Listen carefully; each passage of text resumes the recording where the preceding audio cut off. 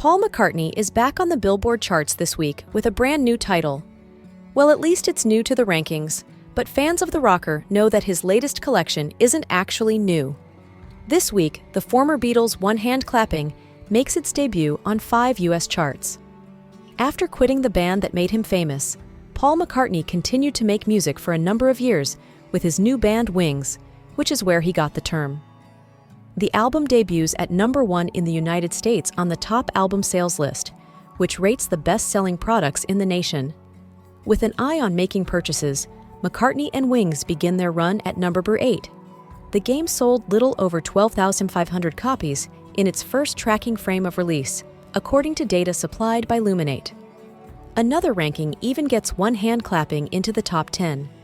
Due to its simultaneous release on vinyl and digital download to streaming platforms, the album gets a new number 10 spot on the vinyl albums list. Starting at number 10, McCartney's most recent entry begins its run on that list. The identical release enters the top 20 on 2 related charts as well. The new entry, One Hand Clapping, lands at number 15 on this week's list of top rock albums.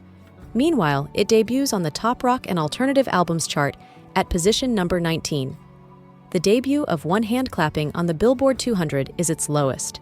Since Billboard's most competitive album ranking takes into account both streaming and sales data, it shouldn't come as much of a surprise. The new set by McCartney and Wings begins at position 74 on that list. Just over 13,300 equivalent copies were sold in One Hand Clapping's initial 7-day monitoring window. The fact that it reached number 1 on the album sales list proves that nearly all of those were legitimate purchases. However, streams contributed to its success by increasing its first-week total by about 1,000 copies. It wasn't until the summer of 1974 when One Hand Clapping was first recorded. It took over 50 years after that for the collection to be released, and it's obvious that McCartney's fans were anxious to hear it after all that time.